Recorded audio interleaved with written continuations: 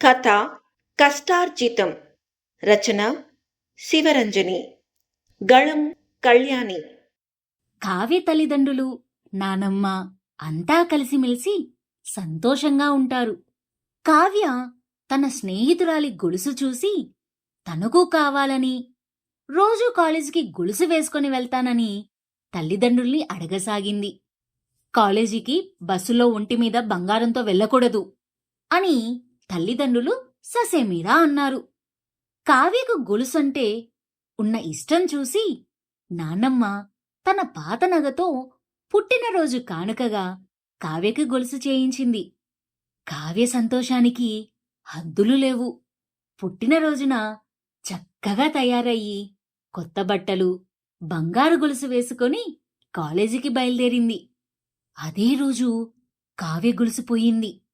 తను తిరిగిన ప్రదేశాలన్నీ వెతికింది. కాని ఫలితం శూన్యం. ఏడుస్తూ వచ్చిన కావ్యను నానమ్మ ఎందుకేడుస్తున్నావని అడిగింది. గొలుసుపోయిందని చెప్పింది కావ్య. మన కష్టార్జితమైతే రాసిపెట్టి ఉంటే ఎక్కడికి పోదు, మళ్ళీ దొరుకుతుంది. నువ్వేం బాధపడకు అని ఊరుకోబెడుతుంది నానమ్మ. మరుసటి రోజు కాలేజ్లో లైబ్రరీ మేడం, నిన్న నీ గొలుసు పోయిందంటగా, ఎలా ఉంటుంది అని అడిగారు. కావ్య మొబైల్లో గొలుసు వేసుకున్న తన ఫోటో చూయించి జరిగిందంతా చెప్పింది.